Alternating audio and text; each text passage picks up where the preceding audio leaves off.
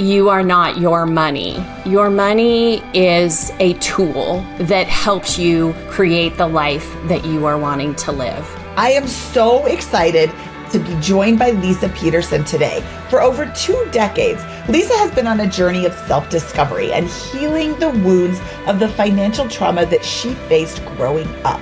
She quickly began to see how our self-worth is so closely intertwined with our perception of money. Leisa has come to realize the importance of valuing oneself from within, which I could not agree with more because she's 100% right. So stick around as she shares her insights, stories, and tips on navigating this journey of self-worth and financial empowerment. Leisa Peterson, welcome. I'm so excited to talk to you today. I'm so happy to be here, Mindy. Leisa, do you consider yourself part of the FI community or the FIRE community? I would say yes, and I fired before I knew about FIRE communities. So I feel like I've been running behind saying, okay, wait, how does what I did fit into what you're talking about? And so over the years, I've learned more and more about the FIRE community, and I couldn't be more supportive. I hope that my daughter, who's 26, learns about it because it is so inspiring. And I wish I had had it when I was doing this, 20 plus years ago.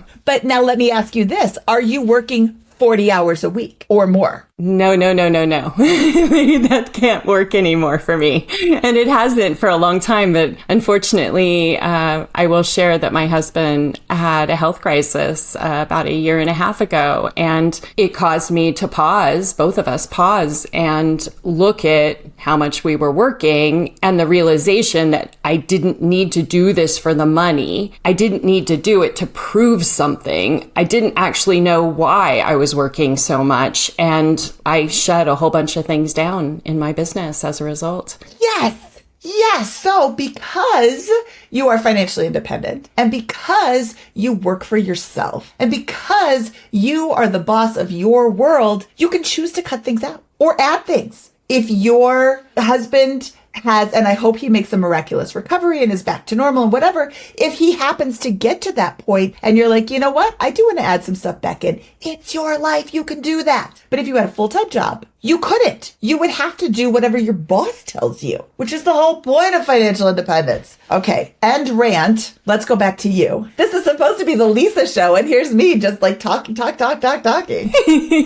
anyway, let's go back to your life before you retired, before you decided that you are financially independent, you have enough money, and you no longer have to work for somebody else. What did your life look like back then? We're going back 10 years, and it's unfortunately a crisis occurred. I seem to be motivated for change by crisis. I don't recommend it. But 10 years ago, like I said, I didn't know about the FIRE movement. I didn't actually realize that we had the kind of independence that we had available to us. But what I did know is we had enough for me to leave my full-time job and start my business. And it would take several years before I could replace my income in work with my business. I didn't know any of that. I just knew that I could take the risk of following my dream of starting something that was really aligned with my passion. And I did that 10 years ago. But unfortunately, I have often gotten those shakeups in life. I mean, I will say this, I was at one of the shootings that we unfortunately read about in the news and never want to be a part of, but that happened 10 years ago. And when I got out of the whole situation and lived, I made an oath to myself that I was not going to work for someone else ever again. I knew that I had a lot to share. I had been teaching meditation and mindfulness practices in a spiritual center just on the side. Like I was doing these things, but I realized that I had a much bigger purpose with my life than just working for someone else. And that shooting and the aftermath caused me to say, that's it. Okay, well, I don't love that particular part of your story, but I love that you took that awful life event and then changed your life because of that life event. There's a lot of people who went through that as well, unfortunately, and not to get too political, and didn't have the option of leaving. the concept of I don't want to work for somebody else anymore is very different than, okay, I've gotten to this position,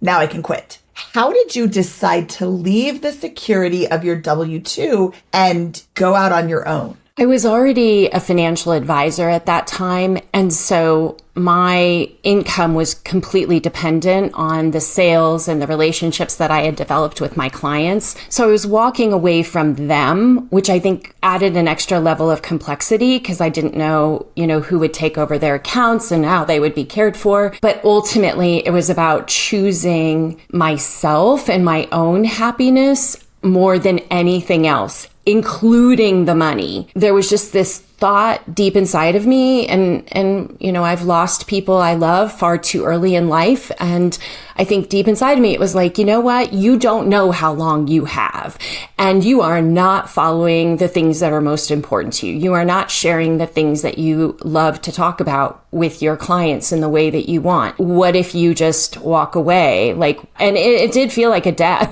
Quite frankly, it was really hard, but I stayed true to it. And, back to what had happened in my doctor's office and my doctor was killed, I was like, well, he doesn't get to live, but I get another chance, and I'm going to take full advantage of it. And that was the impetus more than anything else. And you're right. Had we not focused on financial freedom for 20 years prior to that, I wouldn't have been in that luxurious position, but I was, and still I couldn't take advantage of it. But the event caused me to say, no more messing around, Leisa. You got to do this. So you said it felt like a death when you left your job. It is a death. It's the death of your former life. And I think so many people focus on the RE part of FIRE, the retire early part, that they don't look at the FI part so much. And I'm sorry that it took a shooting to get you to that part, but I'm so glad that you had the foundation so you could make the change. What was one of the most significant changes that you had to make, either on your journey to FI or just even getting used to being self-employed, for lack of a better word? One of the biggest things that I had to learn about was trusting myself outside of the context of this big brand that I had been working for many years. I didn't understand how strange it would feel to be presenting myself to the world as just, at the time it felt like just Leisa Peterson. It was like I forgot everything I learned. It felt like I was, coming into like a brand new baby or something. Like, here I am. And that confidence did not necessarily come with me. I had to learn how to believe in myself. I had to learn how to trust myself in this context of being a business owner. And many times I would look at our success in real estate investing and I would think, well, that was so easy. Why can't I just take that success and bring it over here? But I realized that for me, where I thrive is when I've actually had to work for something. And don't get me wrong, we've worked very hard in real estate, but it never required me to be front facing as a brand. It never required me to speak out about what we were learning. And that transformation that's happened over this past 10 years has changed every part of my life. I'm so grateful for it, but it was not easy. Confidence is huge. And I have spoken to hundreds of people on this path who do have the confidence to leave, to, forge their own path, whatever. But I've spoken to just as many who do not have the confidence. And in the intro, I said that you quickly began to see how our self-worth is so closely tied to our perception of money. Do you have any tips for people who may be feeling a little less confident about their optionality or about just leaving in general? The relationship that we have with money is so important. We don't often give it enough credit. Perhaps what I was doing even when I started my business was I was reminding myself, you've had success in these areas, you can bring that success over here. You figured it out over there, you can bring it over here. This figure-outableness is one of my greatest skills, and I'm gonna guess for a lot of people, we don't give ourselves enough credit. Just because we haven't done something before doesn't mean that we're not not going to be a success. But if we get totally fixated on all the lack and scarcity, like I haven't done this, I don't know how I'm going to succeed, like that negative voice starts kicking in, we are going to struggle. And I saw that early on in building my business. Like I really didn't give myself enough credit. And so what can we do? We can pay more attention on our strengths. We can look at what we have done in the past and realize that even though it might be a different context, we can bring that into our experiences of what we're doing now, whether it be investing or starting a business or something else. But this inherent belief in ourselves not being enough is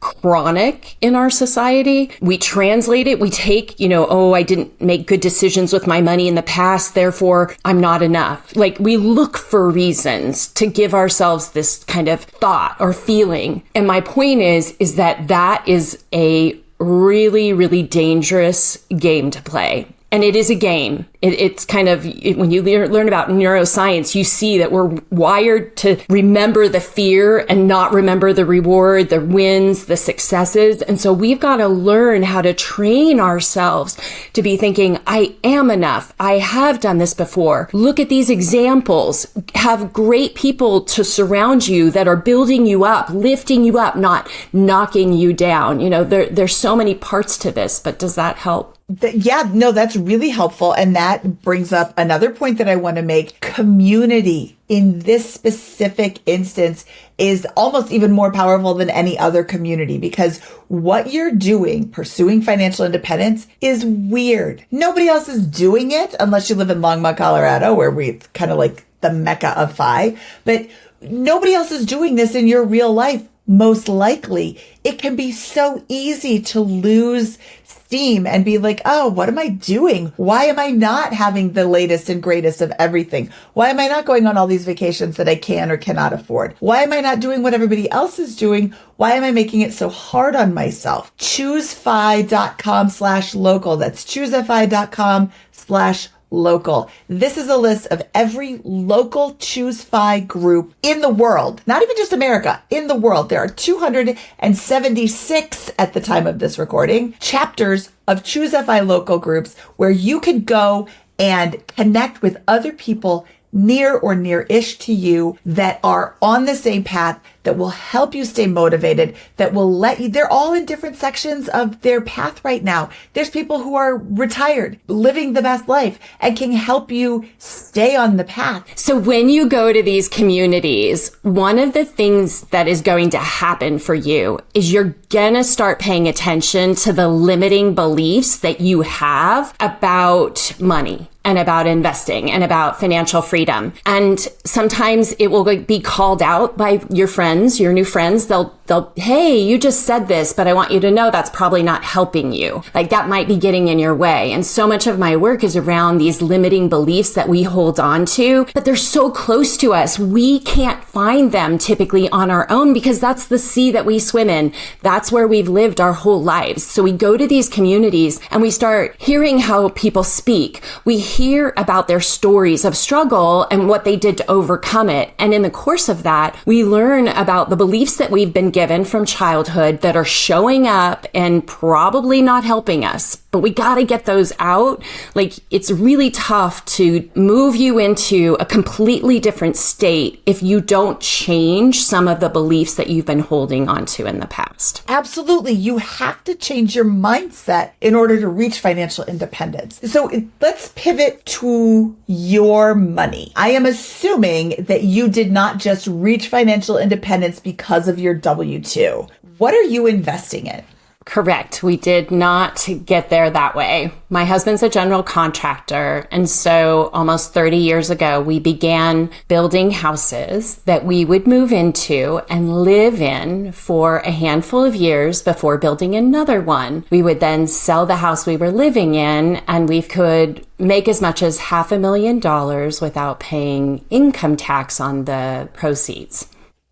I have done this exact same thing except flipping. So I buy an already built house, but it's hideous, and I fix it up over the course of 2 years. And then, yes, I pay no taxes on the capital gain up to $500,000 because my husband and I are on title. Yes, we've done it many, many times over the past 30 years. And, you know, sometimes we would make very little, even when we built the house, because of the economic situation and the real estate property values. And other times we would make more than 500,000. So it's been a great strategy for us. It's given us incredible freedom to know that we were going to be okay no matter what. And I was a mortgage banker way back, and I really don't enjoy construction loans after doing them one time. So we don't have to do those anymore. And it's been lovely. Are you investing in anything else? Are you still doing this build a house thing? We did it. I'm in a house right now. We've been here for 1 year. So we have at least one more year in the house in Sedona. We built it. It was actually a family affair. We got my daughter and her boyfriend at the time to quit their jobs and come and help my husband build this house during the pandemic. Super exciting. Side note, they did that. They started creating content on Instagram because they had downtime. They could travel while they were here. They didn't have to worry about a full-time job. And you would never believe it, but that